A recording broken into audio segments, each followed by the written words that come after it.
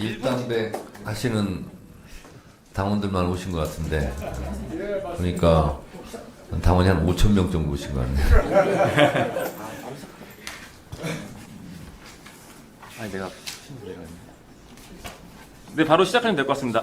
네. 네, 그럼 제가 좀 사회드리도록 하겠습니다. 예, 당원 주권 정당을 목표로 하는 일편단심 당원 주권주의자 정청래 당대표님을 모시고 당원과의 대화 시작하도록 하겠습니다. 뭐 크게 어떤 특별한 형식이나 이런 게 있는 게 아니고요. 이렇게 자연스럽게 당원과 또 이렇게 여러 이 지금 들리민주를 통해서 시청하고 계신 당원분들과 함께 편안하게 대화를 나눈다고 생각하시면 되겠습니다. 당원과의 대화 시작하기에 앞서 먼저 이 정청래 당대표님의 모두 발언 청해 듣도록 하겠습니다. 큰 박수 부탁드립니다.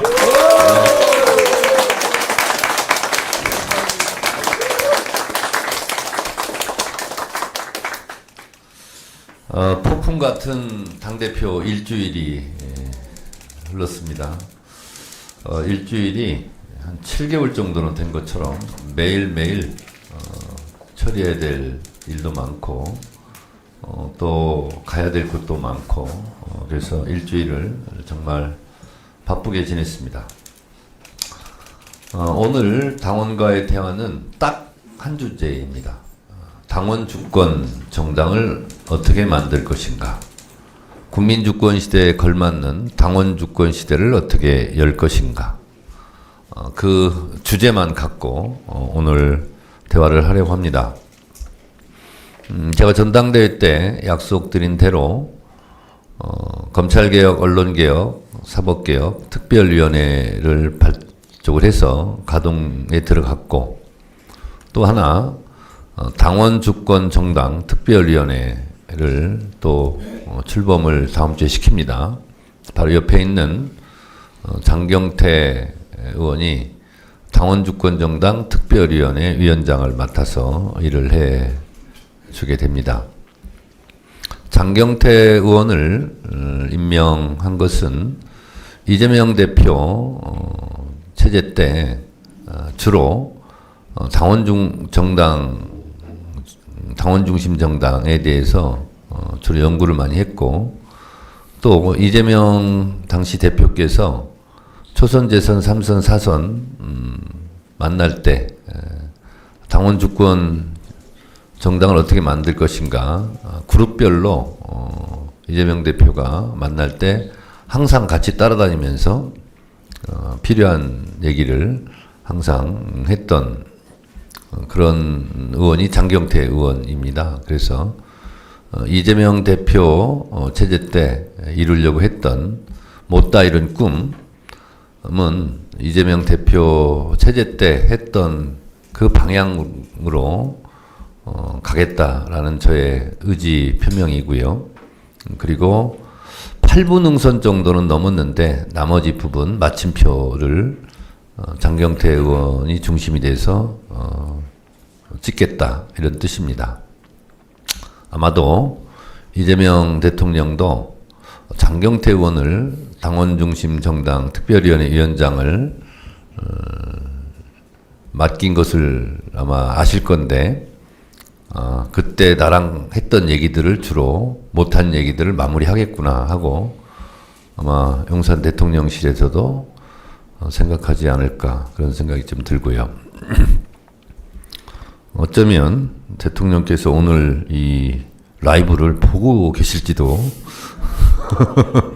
모르겠습니다. 혹시 대통령께서 댓글 다시면 놓치지 말고 네, 저한테 얘기해 주시기 바랍니다.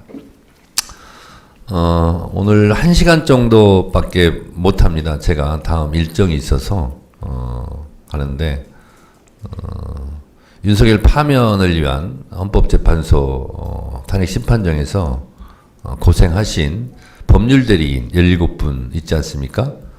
그분들과 오늘 미리 약속이 돼 있어요. 그래서 그분들한테 좀 늦게 가겠다. 오늘이 8월 8일인데 왜 8월 8일이냐? 그때 4월 4일 날 윤석열 파면 선고가 나고 저녁 식사를 잠깐 했습니다. 그때도 제가 30분도 못 있었는데 다른 일로 그래서 다음에 만나자. 그래서 그때 정했던 게 1년에 2번은 우리가 만나야 되는데 4월 4일 날 윤석열 파면 선고 기념일 날 4월 4일 날 만나고 4월 4일 2배 되는 8월 8일 날 만나자. 이렇게 그냥 약속을 정했는데 저는 까먹고 있었어요. 근데 오늘 그날이라고 그분들이 빨리 오라고. 그래서 4월 4일과 8월 8일 이렇게 1년에 2번 만나게 됐는데 오늘이 그날입니다. 그래서 죄송한데 1시간 정도만 하고 가겠습니다. 제가 말씀드린 대로 이번 전당대회 때 이게 제 개인적인 득표율 결과라서 말씀드리는 게 절대 아닙니다. 제가 첫 번째 최고위원 때 문재인 당시 당대표가 선출되고 제가 최고위원으로 2등으로 그때 당선되었습니다. 그때도 제가 다 1등 수석을 할 것으로 예측한 분도 많았는데 2등을 한 이유가 제가 당원이나 일반 국민 여론조사는 뭐 1등 내지 뭐 2등 뭐 이렇게 압도적으로 했던 것 같아요. 그런데 당시 대의원 투표에서 8명 중에 제가 꼴찌 8등을 했습니다. 그러니까 당심과 의심이 그때도 굉장히 큰 격차가 났습니다. 생각해 보세요. 당심 민심은 1등인데 대의원 투표에서는 꼴찌를 했다. 그래서 제가 종합성적 2등을 했던 겁니다. 뭔가 문제가 있는 거죠, 이건.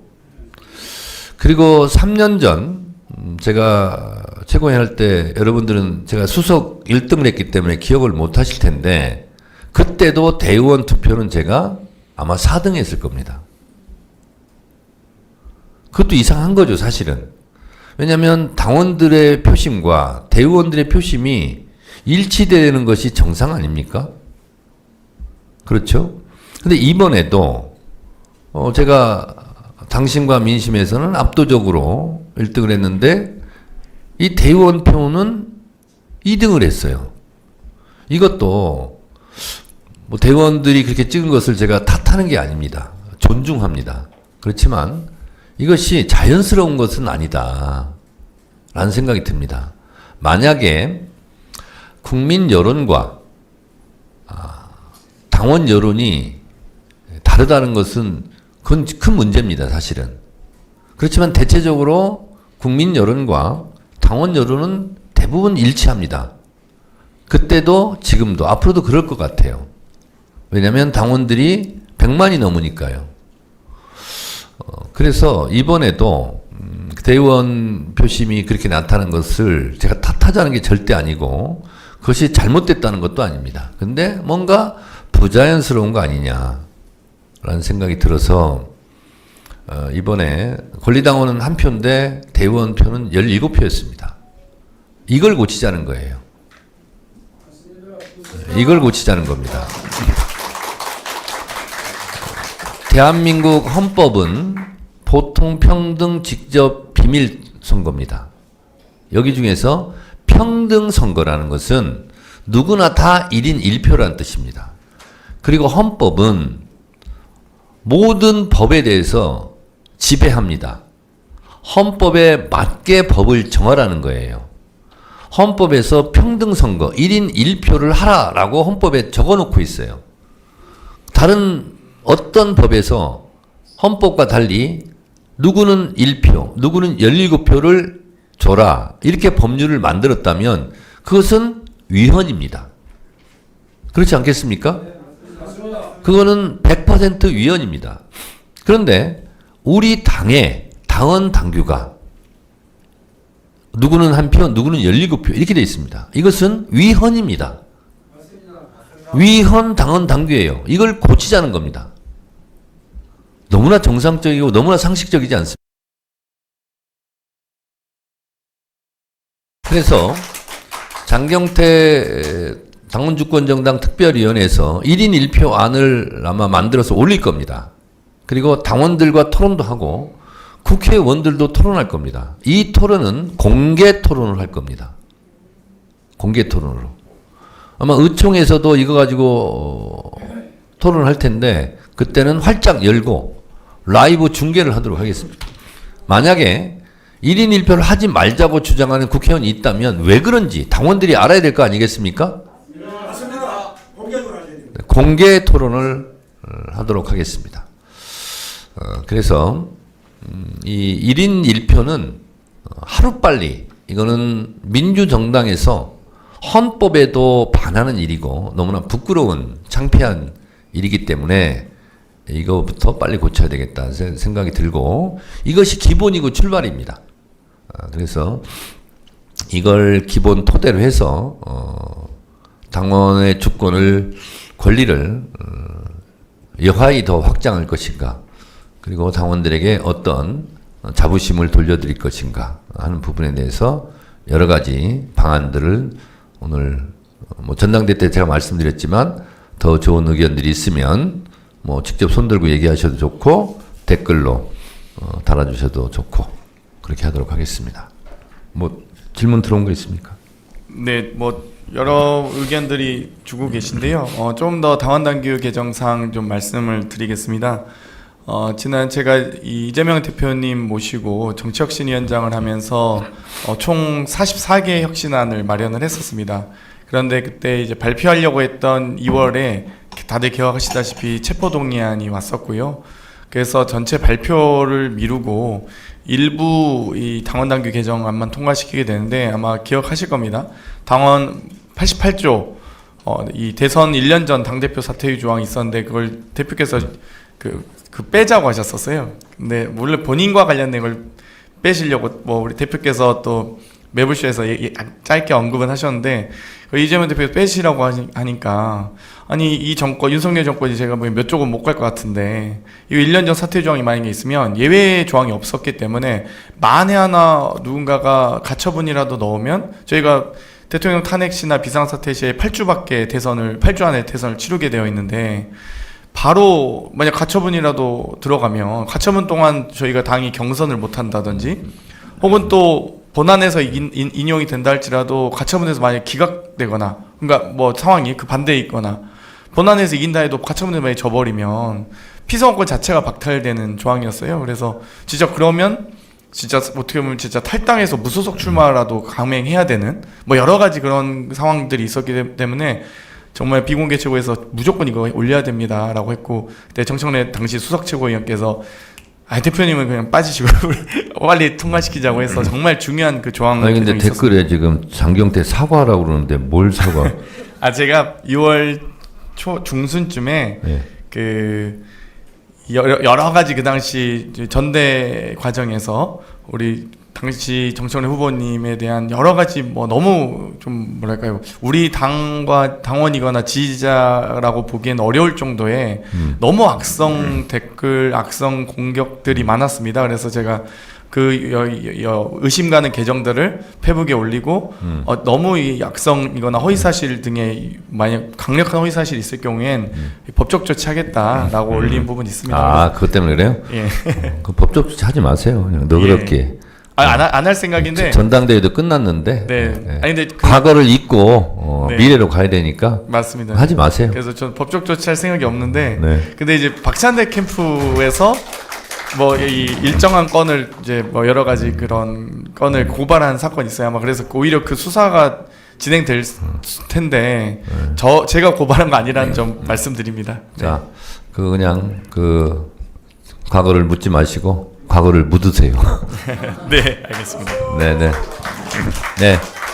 자, 질문 네 하세요. 예. 맨 앞에 계신 분.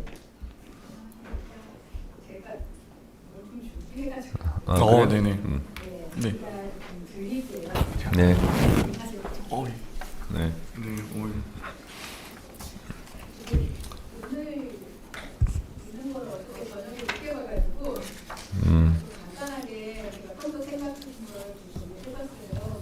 마이크 두고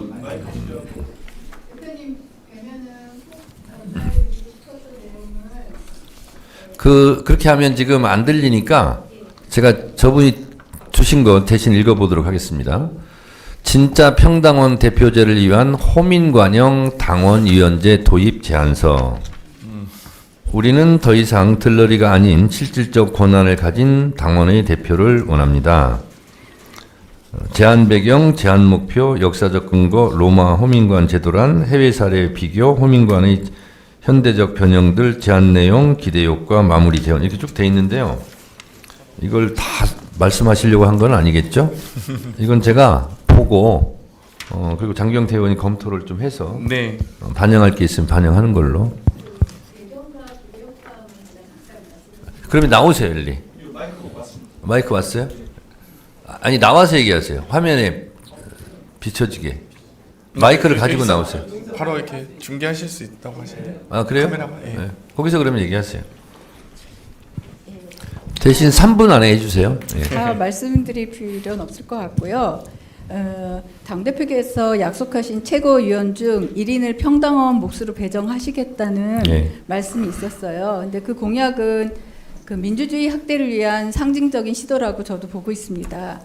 그런데 이게 자칫 잘못하면 현재의 계파, 정파, 굉장히 비대칭적인 최고의 체제 속에서 실효성이 정말 있을까라는 의문을 갖게 됐어요. 당의 권원 구조를 그래서 근본적으로 재설계할 필요가 있지 않을까? 이런 배경으로 제가 제안서를 만들었고요. 그 호민관형 그 당원위원회라는 거는 로마의 호민관 제도가 있었는데 시민이 귀족을 좀 견제하는 그런 제도였어요. 다 아시겠지만은. 그래서 거기에서 아이디어를 가져서 최고위원 속에 평당원이 들어가는 게 아니라 평당원 중심의 위원회가 만들어져서 당원 중심으로 움직이는 위원회가 있고, 물론 구체화는 시켜야겠지만 그 평당원 위원회가 국회의원을 좀 그러니까 견제할 수도 있고 비토할 수도 있고 이런 위원회가 우리 당에 좀 생겼으면 좋겠다라는 취지로 말씀드립니다. 예. 이름 제가 밝혀도 돼요? 예. 어디 사시는 당원이죠? 저는 파주 가베 네. 파주 가베 권리당원 이선주님 대의원입니다. 대원이시기도 하고, 예, 요거에 대해서 제가 지난번 최고위원 나갔을 때 당원주권위원회를 만들겠다 그렇게 했어요. 근데 그게 여차저차해서 못했어요. 그래서 이번에 장 대표 때 한번 제가 시도해 보려고 합니다. 당원주권위원회 뭐 말씀하신 부분과 100% 딱 맞지는 않겠지만 제가 또 구상하는 것도 있고, 그리고 당원주권국이 있기는 있더라고요. 근데 실질화되지 못해서 제가 당원주권국을 실제로 하겠다 이렇게 약속을 드렸는데, 이번에 평당원 지명직 최고위원은 모든 게 처음부터 완벽할 수는 없어요. 근데 한번 해보려고 합니다. 해보려고 그러고, 그리고 사무총장께 제가 지시를 해서 지금 그 어떻게 뽑을 것인가 그것을 세세하게 지금 연구하고 있습니다. 그리고 빠른 시간 안에 지명직 평당원 최고위원, 일단 평당원 개념 규정이 아직 안 돼 있더라고요, 당에서. 어디까지를 평당원을 볼 것인가. 그거를 지금 정교화해서 하고 있고요. 그리고 그런 요 사람들이 평당원이다.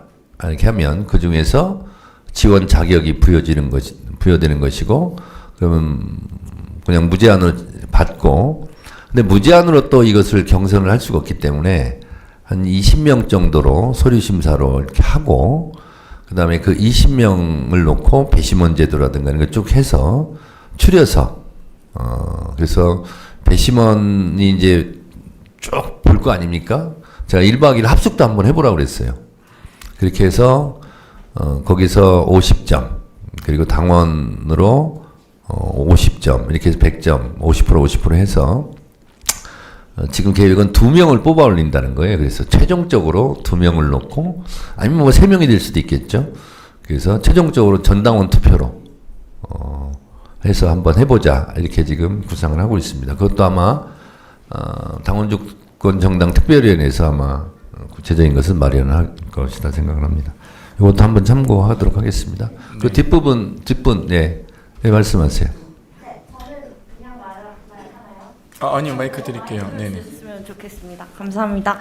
우선 당대표 되시고 이제 날도 더운데 이렇게 당원들이랑 소통을 하겠다고 자리를 만들어 주셔서 감사드리고요. 궁금한 게 정말 아주 많은데 저는 짧고 굵게 3가지만 하겠습니다. 우선 이재명 대통령님께서 빨리 추진하자고 한 노란봉투법을 패싱하고 이제 좀 보류한 이유에 대해서 좀 듣고 싶고요. 그리고 검찰개혁안 유출 사건이 터지지 않았습니까? 여기에 대해서 정확히 입장 표명을 안 하신 걸로 제가 알고 있는데 이 부분 이제 입장을 조금 듣고 싶고요. 그리고 장경태 의원님 아까 말씀하신 그 당원 뭐 그 악플 사건 있잖아요. 근데 저도 이제 그거를 실시간으로 봤었는데 사실 이게 정당한 비판이었지 비난까지의 수준은 아니었습니다. 근데 이 부분에 대해서 이제 의원님께서 이 사람들의 신상을 이제 아이디를 그대로 캡처해가지고 박제를 하셨지 않습니까? 여기에 대해서 당원들한테 사과할 의향이 있으신지 궁금해합니다. 네. 네, 감사합니다. 그렇게 전투적으로 얘기 안 하셔도 돼요. 웃으면서 얘기하셔도 돼요. 제가 시간을 잡아먹을까봐 빨리 네, 말을 하고 알겠습니다. 싶어가지고.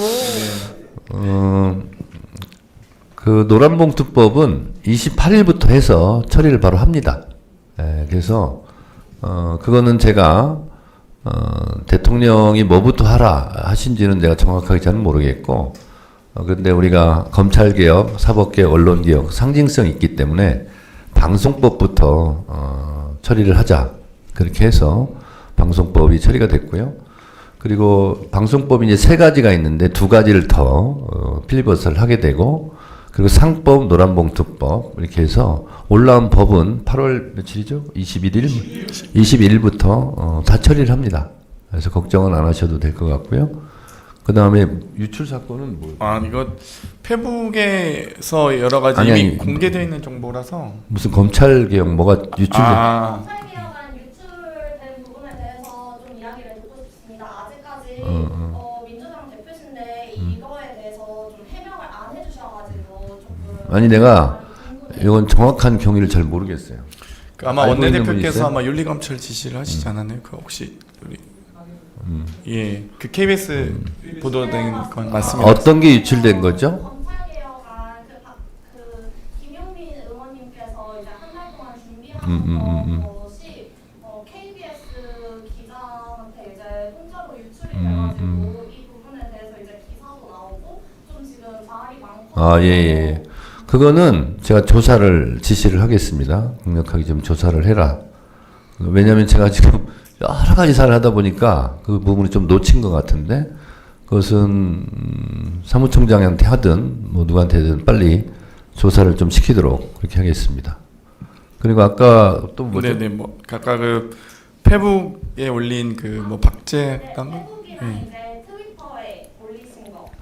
네, 저는 아무튼 이 아이디들이 공개되어 있는 이미 페북에 공개되어 있는 내용이었고요. 뭐 공감을 누르신 분들 그냥 캡처해서 올린 거거든요. 그리고 그 이분들의 제가 개인 정보를 뭐 유출했다거나 그런 건 아니기 때문에 뭐 어찌됐건 그 당시 전당대가 너무 가열되고 또 지나친 뭐 이분들이 제가 뭐 비난했다 이런 얘기는 아니고 너무 알겠어요. 지나치 가열됐기 때문에 그런 건 좀 알겠어요. 자중해 주시란 말씀을 드린 겁니다. 알겠어요. 저기 네. 이제 전당대회도 끝났고, 그리고 제가 지금 탕평 인사도 하고 있지 않습니까? 그래서 그 부분은 자꾸 들춰내는 것보다는 그냥 경쟁을 하다 보면 과열도 되고 이렇게 하는데, 그 부분을 자꾸 이렇게 하는 것보다는 제가 아까 말씀드린 대로 뭐 법적 조치한다고 했어요. 그런 거 하지 마시고, 그리고 앞으로 이번 일을 반면교사 삼고 타산지로 삼아서 앞으로는 가급적이면 그런 일이 없도록 하는 계기로 그렇게 삼으면 좋겠습니다. 그리고 법적 조치를 하지 않고 묻지 않는 것처럼 장경태 의원한테 사과를 요구하는 것도 서로 좀 양보 좀 했으면 좋겠어요. 네, 랑맨님. 랑맨님. 네, 다들 반갑습니다. 저는 요즘 이재명의 대한민국에 살고 있어가지고 하루하루가 억수로 행복한 그리고 대의원제 1인 1표를 찬성하고 있는 전국 대의원 신흥철이라고 합니다. 반갑습니다. 이름이 신영철이었어요? 네, 저도 실명은 몰랐는데. 처음 들었는데. 처음 네. 네, 우선 우리 정청래 당대표님 얼굴이 반쪽이 되셨네요. 네, 지난 전당대회 기간 동안 너무너무 고생 많으셨고요. 제가 오늘 한 3가지 정도, 2가지 정도는 요구하는 사항이고요. 한 가지는 뭐 전체적으로 전국에 계신 우리 당원 동지분들께 전해드리고 싶어서 마이크를 잡았습니다. 우선 지금 민주당 내에 그 민주당이 인정하지 않는 그런 개파 모임이 있습니다. 더 좋은 미래라든지 더민주 전국혁신회의라든지. 근데 더민주 전국혁신회의는 23년 6월에 만들어져서 지금 현재 원외와 원내 현역 의원님들이 포함되어 있습니다. 이 현역 의원님들이 거기에 포함되어 있고 친명이라는 최대 개파 모임이라고 기사까지 나오고 하는데요. 그렇게 되면 거기에 포함되지 않는 의원님들 그리고 당원들은 친명이 아니게 됩니다. 그래서 현재 우리 민주당의 원내에 계신 현역 의원님들께서 더민주 전국혁신회의라는 그 개파 모임에 왜 소속되어 있는지 그리고 저희 당원들 입장에서는 그런 것 자체를 저희가 하도 개파 정치에 치이다 보니까 학을 떼거든요. 그래서 이 부분에 대해서 민주당 지도부에서 점검이 필요하지 않나. 그리고 현역 의원님들이 거기에 포함 소속돼 있으면 탈퇴하시라. 그렇게 요구하고 싶고요. 그리고 두 번째는 지금 우리 젠프께서 이재명 대통령님께서 가짜뉴스 유튜버 징벌적 손해배상 언급하셨는데요. 여기서 가짜뉴스 유튜버라 하면 저는 극우 유튜버들 여기만 해당되는 게 아니고요. 저희 내에 민주 진보 진영이라는 유튜버도 해당이 되고요. 그리고 사회적으로 볼 때 사이버 레카 이 친구들도 다 포함이 되거든요. 그래서 이 민주당 자체에서 이런 가짜 뉴스를 퍼뜨리고 있는 그런 유튜버들에 대해서는 엄격하게 법으로 강력한 법으로 민주당 차원에서 징벌적 손해배상을 적용시켜서 엄벌에 처할 수 있도록 그 요구하는 거 한 가지 더 있습니다. 그리고 마지막으로 얘나 같은 맥락인데요. 오늘 보니까 황희두 노무현재단 이사장 황희두께서 그분께서 아직도 사이버레라는 계속 유지되고 있다. 그래서 민주당 차원에서 그런 사이버내랑 SNS나 이런 거에 대해서 강력하게 대응해 주십사. 그리고 마지막으로 저는 이재명 대통령님께서 당대표 임기 중에 제가 배운 게 있습니다. 뭘 배웠냐? 이재명 대통령께서는 당대표 시절에 내부 총질, 총구는 밖으로 그리고 내하고 의견이 다르다고 해서 미워하지 말라고 말씀하셨습니다. 예, 그래서 여러분들 모두가 이 방송을 보고 계시는 전국에 계신 당원 동지 지지자분들이 한마음 한뜻으로 저희가 계엄 이겨냈고 이재명 대통령을 만들었습니다. 다 같이 고생을 했고요. 그래서 요즘 행간의 전당대 이후에 내부 분탕 갈라치기가 좀 심하고 한데 거기에 대한 우리 당원들은 상당히 스트레스가 지금 굉장히 심하게 받고 있거든요. 그래서 이 부분에 대해서도 당 차원에서 한번 살펴봐 주시라. 그리고 요게 진짜 마지막입니다. 죄송합니다. 말이 좀 길어졌는데. 너무 말이 길어요. 예. 지금 최근에 그 우리 민보협 민주당 보좌관 협회 강선우 의원님 건도 있었고 그리고 이춘석 의원 그 보좌관의 차명 계좌 부분도 있었는데 저희 당원으로 시각으로 볼 때 이런 상황이 이런 일이 발생했을 때 과연 우리가 밭갈이를 열심히 해서 국회의원 만들어준 우리 민주당의 의원님들이 과연 이런 보좌관 협회를 통해서 혹시나 의정 활동에 제한적이지 않을까 그런 부분이 걱정이 되고 우려가 됩니다. 그래서 조만간에 어떤 좋은 시간이 있다면 민보협과 당원들과 의원님들 간에 간담회도 한번 주최하시면 어떨까 예. 말씀드립니다. 예, 감사합니다. 네. 먼저 그냥 제가 일견 드는 생각을 좀 말씀드리면 더민주혁신회의나 더미래나 이런 부분은 헌법 21조에 보면 대한민국 국민 누구나 언론, 출판, 집회, 결사의 자유가 있습니다. 그래서 모이는 것을 못 모이게 하는 것은 할 수가 없습니다. 그래서 여러분 개파와 정파의 차이를 좀 아세요? 정파는 같은 정치 노선을 갖고 있는 사람들끼리 모임을 만들고 하는 것은 그것은 권장해야 될 사항입니다. 근데 우리가 생각하는 낡은 개념의 개파의 개념, 거기서 뭐 다른 데는 관심도 없고 뭐 공천 받으려고 줄 서기 한다든가 그런 것을 우리가 지금까지 구태 정치로 비판해 왔는데 정파와 개파를 구분하는 것이 좀 애매모호하고 경계의 선이 불분명합니다만 그것을 당대표가 나서서 뭐 해체하라 이렇게 할 수는 없는 일이다 이렇게 생각을 하고요. 가짜뉴스 유튜버 징벌적 손해배상 이 부분은 언론개혁특별위원회에서 아마 다뤄질 내용인 것 같고 그것은 최민희 위원장에게 제가 주문을 하겠습니다. 이 부분도 다룰 수 있으면 좀 다뤄봐라 그렇게 얘기를 하겠고요. 그 다음에 나머지 뭐 부분은 그렇게 생각합니다. 누구나 다 의견이 있고 주장을 할 수 있다고 생각합니다. 그것을 막는 것은 민주사회가 아니죠. 그런데 이재명 대표 시절에 이재명 대통령도 늘 하셨던 말씀이 우리 안에서의 차이가 국민의힘과 차이보다 크겠냐. 그러니까 우리 내부에서는 가급적이면 동지적 언어를 쓰고 동지의 눈으로 바라보고 비난이 아니라 비판을 하자 이렇게 얘기했지 않습니까? 그래서 가급적이면 토론을 하더라도 좀 건강한 그런 토론 문화, 뭐 욕설이라든가 조롱이라든가 멸칭이라든가 이런 건 가급적 쓰지 마시고 얼마든지 그런 토론은 저는 격렬한 토론도 저는 좋다고 봅니다. 근데 다만 인격을 모독하거나 조롱하거나 멸칭하거나 상대방을 적으로 규정해서 처부서야 될 대상으로 생각하나 그런 것만 좀 지향을 하면 얼마든지 저는 뭐 토론은 활성화돼야 된다 그렇게 생각을 합니다. 그래서 그 부분은 규제만으로는 굉장히 어렵습니다. 자체적으로 집단지성의 힘으로 그렇게 정화를 한다고 그럴까요? 그렇게 해나가면 좋겠습니다.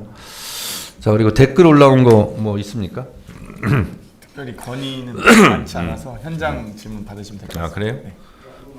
그래서 오늘은 주로 당원 주권 정당 이 부분에 좀 한정해서 그러기에도 지금 시간이 없기 때문에 예 말씀하세요.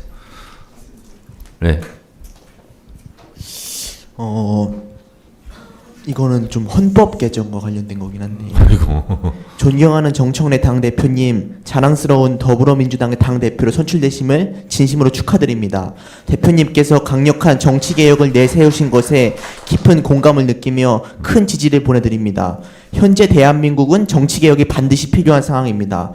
개혁 중의 개혁은 헌법 개정입니다. 헌법은 대한민국의 뿌리고 근본 체계를 규정한 최고법입니다. 대한민국 최고법을 개정하지 않고서는 그 하위 법인 법률이나 제도를 개정한다고 한들 근본적인 개혁을 이룰 수는 없다고 생각합니다. 현재 대한민국 헌법은 1987년 개정되고 1988년 2월 25일 시행되어 개정된 지는 38년이 지났고 시행된 지는 37년이 지난 헌법입니다. 40년에 가까운 세월 동안 대한민국은 큰 변화를 겪었습니다. 하지만 헌법은 그 시대의 변화를 담아내지 못했고 여전히 1987년에 멈춰 있습니다. 수십 년의 세월이 지나면서 국민들의 의식 수준도 높아졌고 국민의 기본권이 신장될 필요성도 더욱 높아졌으며 국가 체계의 기틀도 일부분 다시 만들어야 할 필요성이 높아지고 있습니다. 더군다나 현행 헌법이 국회에서 통과된 1987년은 전두환 정권이고 현재 국민의힘의 전신인 민주정의당이 국회 제1당이던 시절입니다. 여야 합의에 의해서 합법적으로 개정된 헌법이지만 국민의 목소리를 온전히 담아내지 못했고 보수정당이 압도적 우위를 가진 정치 지형 속에서 개정된 헌법인 만큼 지금 민주당이 정부와 국회 다수당을 차지한 집권 여당의 상황 속에서 민주당 당원의 목소리와 국민의 목소리를 담아낸 새로운 헌법 헌법이 필요한 때라고 확신합니다. 헌법은 단순한 법 이상의 의미를 가집니다. 국가의 근간과 기틀을 구성하는 근거이고 국민주권과 민주주의의 상징입니다. 그런 만큼 새로운 헌법을 만들어 새로운 민주화하고 대한민국의 기틀을 만드는 것은 대한민국의 역사를 이끌어갈 국회의원과 당원 주권 시대를 살아가고 있는 민주당원의 책임이라고 생각합니다. 그래서 당내 헌법 개정 특별위원회를 설치해 주시고 당 차원에서의 헌법 개정 논의가 활발하게 진행될 수 있는 환경을 조성하여 주실 것을 대표님께 삼가 청원드립니다. 대표님께서 당원 주권 시대를 천명하신 만큼 대한민국을 이끌어가는 집권 여당 민주당의 헌법 개정안은 당원들의 손에서 탄생해야 한다고 생각합니다. 대표님의 결단이 대한민국의 미래를 바꿀 것입니다. 헌법 개정 이제는 선택이 아니라 필수입니다.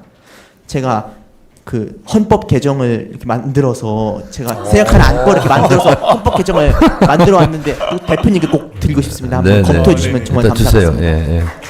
예. 그리고 그 몇 달 전에 1월쯤에 더불어민주당에서 헌법 개정 당원 토론회 공고가 있었는데 당의 정치적 상황으로 인해서 그 하지 않는다고 이렇게 나왔습니다. 그래서 대표님께서 취임하신 만큼 꼭 이 헌법 개정 토론 모임을 당원들끼리 가질 수 있는 시간을 만들어 주시면 진심으로 감사하겠습니다. 네. 감사합니다. 네. 알겠습니다. 네, 고맙습니다. 네, 예. 우스갯소리 하나 할까요? 여의도에서 있는 얘기. 자네 정치해 볼 생각 없나? 있어요? 네. 아주. 아, 그래요? 꿈이 국회의원이에요? 지금은 뭐 하세요? 지금은 대학생입니다. 아, 대학생? 예. 아, 전국대원이시고. 잘 되기 바랍니다. 네. 꿈은 이루어진다. 여러분, 헌법이라는 화두는 항상 우리 사회에서 중심적인 아주 큰 주제고요. 근데 한번 생각해 보시겠어요? 헌법을 개정하자 하는 것이 지극히 옳은 말이잖아요. 근데 얼마 전에 우원식 국회의장이 꺼냈다가 엄청난 문매를 맞은 적이 있어요. 그래서 정치는 타이밍의 예술이에요. 같은 얘기를 하더라도 언제 하느냐, 누가 하느냐, 어디서 하느냐가 다른 거예요. 그래서 헌법 개정을 하자는 말은 맞지만 언제 이것을 꺼내느냐도 굉장히 중요합니다. 이것은 굉장히 고도로 정무적인 판단을 요하는 거예요. 그래서 지금 이 자리에서 제가 헌법 개정은 맞다라고만 말씀드리고 언제 어떻게 어떤 방식으로 하자는 것은 오늘 모임의 범위를 좀 벗어나는 얘기 같습니다. 그래서 아주 훌륭한 발제였다는 말씀을 좀 드리고 이거는 아마도 대통령, 뭐 국회, 뭐 또 야당이 지금 뭐 있는지는 모르겠지만 야당, 시민사회, 국민 모두가 합심해서 또 합의를 해서 하게 되면 해야 되는 사안이거든요. 그래서 그 부분은 조금만 기다려 보세요. 네. 네. 그리고요, 이 당원 주권에 대한 걸 좀 주로 질문을 하라고 했더니, 그런 것은 안 하고, 다른 걸로 왔는데, 저는 이런 질문 좋아하거든요. 그래서 관계없지만 하나만 제가 댓글에서 올라온 거 하나 말씀드리고, 오늘 제가 무안군 수해 현장에 갔는데, 이런 게 올라왔어요. 호남 무안 주민들 말 듣는 척만 하고 갔다. 이런 질문이 올라왔어요. 자, 이런 질문 참 제가 좋아합니다. 그럴 수 있어요. 질문하신 분이 그렇게 궁금할 수 있어요. 그런데 오늘 12시 반? 12시 반이었나요? 마치는 시간. 12시 반에 마쳤어야 돼요. 왜냐하면 광주 송정역에 KTX를 우리 당직자 국회의원들이 버스 한 대가 다 타고 있는 분들이 1시 21분 KTX를 타야 됐어요. 그래서 12시 반에는 무조건 끝내야 됐어요. 그리고 제가 시작하면서 제 모두 발언도 할 필요가 하지 않고 많이 듣겠다. 근데 그 시간이 계속 조금씩 10분씩 늦어져 가지고 계속 얘기를 들었어요. 그리고 그 대피소에 있는 분들도 제가 찾아가서 무안군수한테 하고, 그리고 많은 부분 좀 소소할 수도 있지만 그런 부분들이 많이 해결됐어요. 왜냐하면 구호물품에 뭐 생활 필수품이 없다 뭐 이런 얘기를 쭉 많이 했는데, 원래는 무안군 수재민들만 얘기를 듣기로 했는데 어제 제가 전남에 있는 기토단체장 시장 군수님 만났는데 한평 군수께서 한평도 와달라고 그러더라고요. 근데 한평은 갈 시간이 안 됐어요. 그러면 한평에 있는 분들 몇 분 모시고 와도 되냐. 그래서 모시고 왔어요. 그래서 무안 군민들 얘기를 다 듣고 한평 군민들이 얘기를 했는데 한 분인가 두 분 듣긴 들었어요. 그리고 한평 군수한테 어제 자세하게 제가 얘기를 들은 바가 있어요. 근데 그분들도 직접 참여해서 얘기하고 싶다 해서 제가 오시라고 해서 온 거예요. 그래서 30분에 가야 되는 30분에 못 가고 저희가 38분까지인가 듣다가 왔는데 그 온 분 중에 한 분이 꼭 얘기하고 싶었는데 다른 분이 얘기를 하셔가지고 그분 얘기를 못 들었어요. 그래서 그분이 이제 좀 화가 나가지고 왜 오라고 하더니 안 듣고 가냐 이제 그렇게 된 건데 제가 그래서 여기 댓글 질문처럼 호남 무안 주민들 말 듣는 척만 하고 갔다. 무안 주민들 얘기는 들었고요. 그분들은 한평 분들이었다. 이렇게 이런 게 이제 오해가 있을 수 있으니까 이런 질문들을 좋은데 오늘 주제에는 좀 안 맞으니까요. 당원 주권 정당에 관한 거 주로 좀 물어주시면 좋겠습니다. 네. 그리고 장경태 의원 뭐 혹시 하실 일 있으면 하세요. 추석 전에 국힘 해산시켜달라는 당원의 건의가 있습니다. 이것도 오늘 주제는 아닌데 지금 방금 제가 페이스북에 있었는데 페이스북 한번 보세요. 오늘 국민의힘 김문수 씨가 민주당을 해산하라 이렇게 해서 제가 환영했습니다. 정당 해산 전쟁에 출전해 주셔서 환영한다 이렇게 썼고 그러면 어느 당을 해산시킬 건지 여론조사 한번 해보자 그렇게 제안했고요. 그리고 국내 여론조사 기관 못 믿으면 일본 여론조사 기관도 좋다. 제가 이렇게 얘기를 했습니다. 그래서 그러면 어느 정당을 해산시킬 것인지 국민들께 한번 물어보자는 거죠. 그래서 아주 좋은 오늘 말씀을 해주셨어요. 국민의힘에서도 드디어 정당 해산을 얘기하는 분이 생기셨네요. 그래서 그것은 제 운동장이기 때문에 저로서는 나쁠 것이 하나도 없다. 그런 생각이 듭니다. 오늘 주제는 아닌데 네. 그러면 제가 질문이 안 나오면 제가 질문을 하겠습니다. 네, 하세요.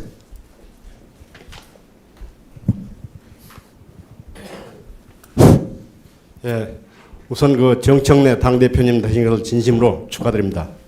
저는 은평구 을 지역에 살고 있는 저 김원호입니다. 저는 간단히 말씀드리겠습니다. 우리 그 87년 체제 이후에 지금 그 대한민국 최초로 정권 교체가 돼가지고 이번에 이재명 정부와 제4기 민주정부가 지금 출범했습니다. 그래서 당원 주권 시대에 우리 그 교육이 많이 미약합니다. 우리 당원들한테 김대중, 노무현, 문재인, 이재명에 대한 장단점을 조그만 소책자로 만들어서라도 말입니다. 정말로 이 김대중, 노무현 이분들의 역할로 인해 가지고 오늘날 대한민국이 민주주의가 탄탄하게 이루어졌고 성공을 했다고 생각합니다. 그래서 그런 점에서 우리 당원 100만 당원들에게 정말로 바쁘고 힘들지만은 주말이나 이런 때를 통해 가지고 진정된 교육을 시켜 가지고 좀 이런 내용들이 많이 확산이 돼 가지고 보수 정부 지금 그 아주 엉망진창인데 이런 분들한테까지 좀 흡수가 되게끔 했으면 하는 이런 말씀을 올립니다. 감사합니다. 네. 아주 좋은 말씀이고요. 지난번 윤석열 파면 이후에 헌법을 핸드북으로 만들어서 가지고 계시죠? 지금 말씀하신 부분을 핸드북으로 한번 만들겠습니다. 당에서 핸드북으로 만들어서 당원들이 항상 이렇게 보고 있어요. 예를 들면 김대중 대통령의 업적, 노무현 대통령의 업적, 문재인 대통령의 업적, 그리고 이재명 대통령 시대의 주요 정책. 예를 들면 이런 겁니다. 세계 경제 포럼이라고 있어요. WEF라고 거기서 국가 경쟁력 지수를 발표합니다. 노무현 정부 5년차 때 11등을 했습니다. 전 세계 국가에서 대한민국이 11등.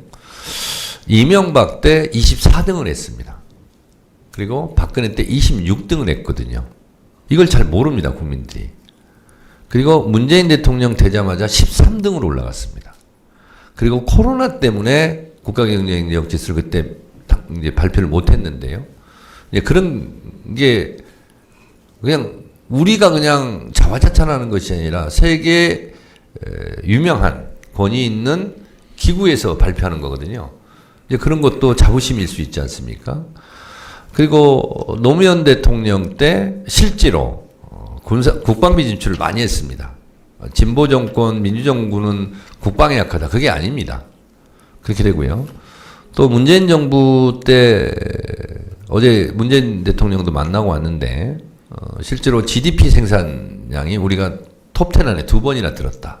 뭐 이런 얘기 하신 것 같고 그리고 교역량, 무역량 이것이 우리 뒤에 이태리가 있은 적이 있습니다. 6.2 안팎을 한 적도 있고 그리고 무역 수지 같은 경우도 그런데 윤석열 정부 들어서 무역 수지가 북한보다 못한 뒤에 밀리는 이런 경우도 있지 않습니까? 그래서 이런 우리 정부 대통령 때 이룩했던 그런 업적들을 우리가 좀 알 필요가 있지 않습니까? 실제로 우리가 경제도 잘했고 외교안보 국방도 잘했는데 그런 부분에 대해서 핸드북을 좀 만들어서 당원들한테 배포해서 나름대로 하는 게 좋겠다. 그래서 이건 지금 들은 아이디어입니다. 핸드북을 만들자. 네. 그런 생각이 들고요. 제가 또 당대표 되자마자 사무총장에게 세 가지를 지시했습니다. 하나는 당원 콘서트 준비위원회를 만들어라.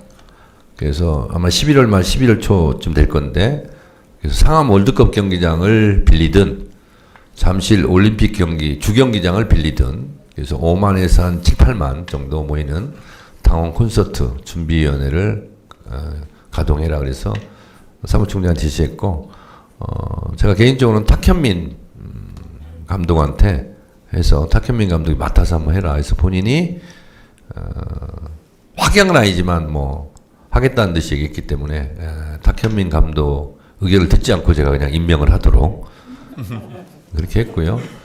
그 다음에 이제 평당원 지명직 최고위원 선발 절차 이것도 제가 지시를 했고요.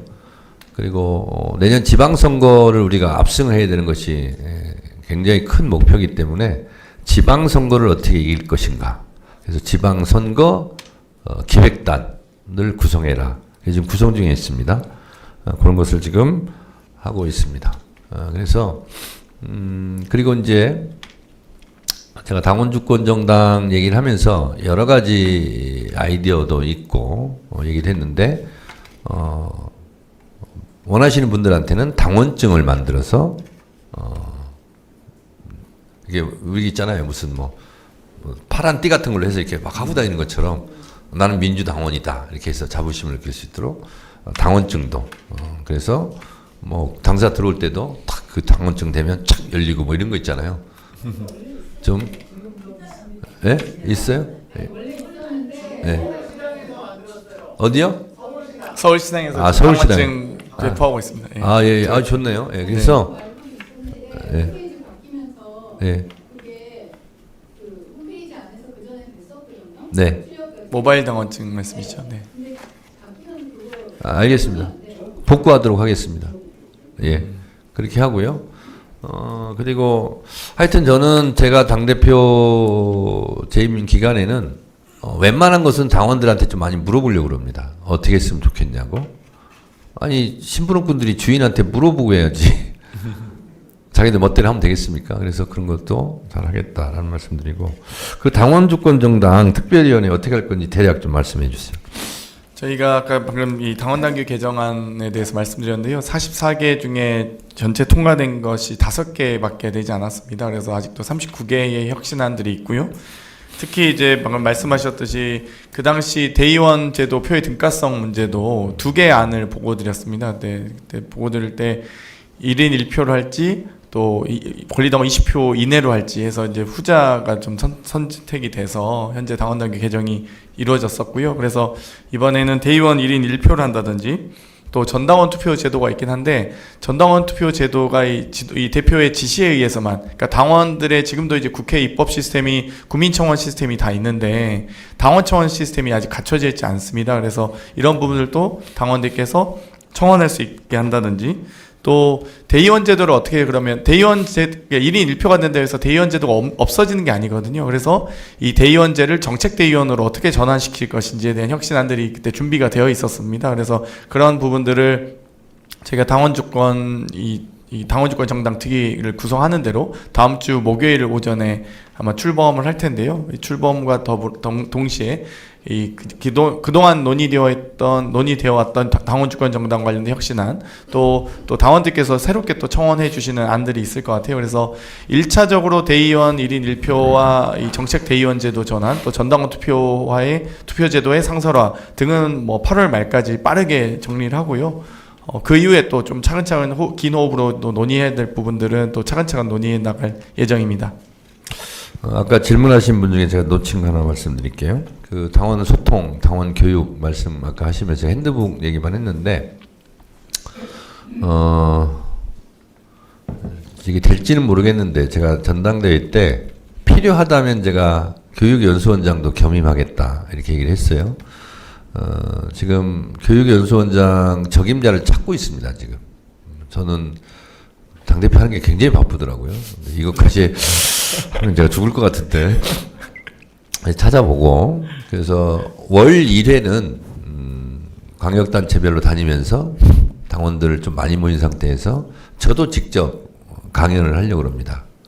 우리 당의 정책이나 이재명 정부의 정책에 대해서. 그래서 한 3강 정도를 할 생각이에요. 토요일 날 정도.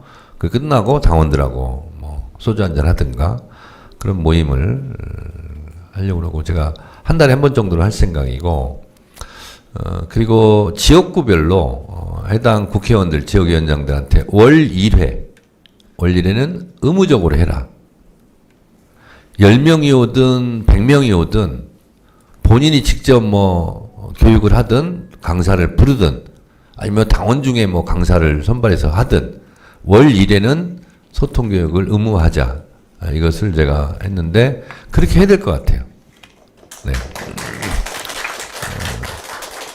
이게 이재명 정부를 강력하게 뒷받침하는 정당이 되려면 당이 강력해야 되잖아요. 당이 강력하다는 것은 당원들이 열기를 가지고 참여했을 때 그 당이 강해지는 거잖아요. 그러려면 당원들에게 자부심을 갖게 해야 되잖아요. 그 자부심은 내가 이 당의 주인이다 라는 생각을 들게 해야 되잖아요. 그래서 당원이 주인인 정당을 만들려고 지금 이렇게 애를 쓰고 있는 거잖아요. 그게 하나 있고, 또 하나는 뭘 알아야 얘기를 할 거 아니에요. 그렇죠? 포장마차에서 막 얘기하다가도 뭘 알아야 그 사람들을 설득하거나 뭘 하거나 하죠. 그러려면 뭔가 정부가 있어야 될 거 아니에요.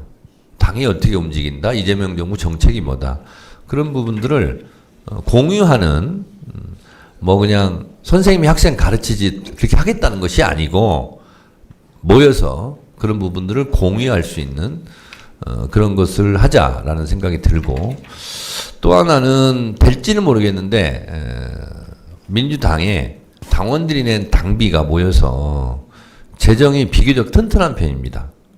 그래서 당 연수원을 만들까 지금 생각 중에 있습니다. 그래서 예를 들면 저는 그냥 우선 당장 생각하기에는 폐교 같은 것을 하나 인수를 해서 리모델링 해서 당원들이 와서 거기서 뭐 워크숍도 하고, 또 뭐 예를 들면 그램핑 같은 것도 그 운동장 같은 데서도 하고, 그걸 한번 지금 용역을 한번 줄 생각이에요. 그래서 그런 게 나는 게 있으면 수도권 중심이 아니라 충청도가 가운데 정도 되잖아요. 그래서 충청도 어디에 당원들이 이렇게 교통도 편하고, 너무 이렇게 서울 중심을 하니까 올라오기도 힘들고 또 주말이면 막히고 막 그러니까 충청남도나 북도나 대전 근방 어디에 폐교가 하나 있으면 그런 거 하나 해서 리모델링을 해서 당원들이 뭐 수시로 사용할 수 있게 하는 게 어떻겠느냐 이런 생각을 가지고 있어서 용역 프로젝트를 하나 좀 누구한테 좀 맡겨서 한번 그걸 연구해 보게 할 생각입니다. 그래서 이제 갈수록 당원들의 참여 일기가 높고, 그리고 옛날에는 시민단체 이런 데로 시민들이 모였다면 지금은 그거를 다이렉트로 해결할 수 있는 당으로 지금 모이고 있지 않습니까? 그래서 당원들이 활동하는 것이 옛날에 시민운동 포함해서 실제로 지역위원회에서 그런 일을 많이 소화하고 있잖아요. 그래서 예전에 당의 개념과는 다른 지역위원회에서 실제로 예전에 시민활동에서 감당했던 부분도 하고 있고, 그래서 사회를 변화시키고 개혁시키는 그런 것을 실제로 지금 민주당이 감당을 많이 하고 있는 것 같고, 그리고 다른 어떤 데보다도 민주당이 실제로 힘이 가장 있고, 또 당원들도 많이 참여를 하고, 그리고 어디 뭐 모임 같은 데 가도 당원들이 제일 많이 모이고, 그런 것 같아요. 그래서 당원들이 그런 활동 공간을 좀 확장시키는 그런 연수원 부지, 연수원 확보 이런 것도 한번 해보고 싶어요. 제가 될지는 잘 모르겠습니다만 한번 노력해 보도록 하겠습니다.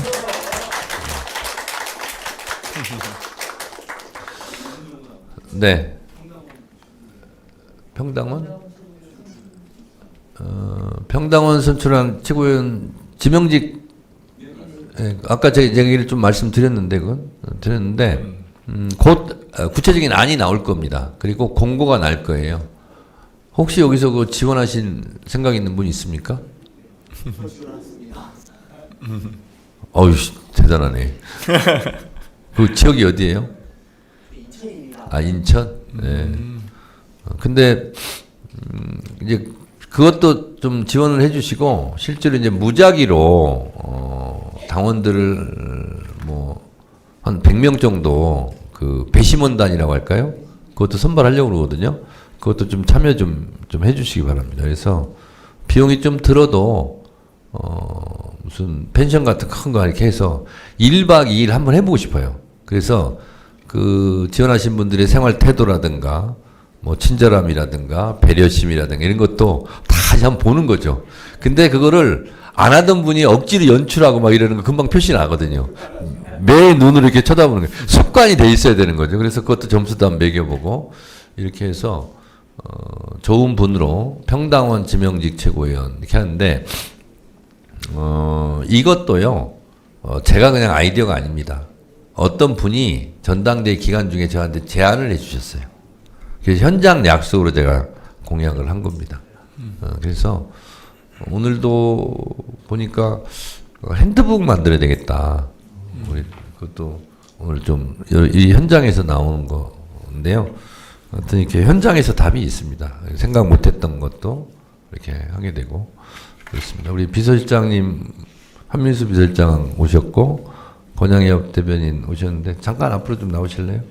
네. 당원들한테 인사 한마디씩 하시라고요. 마이크 주세요.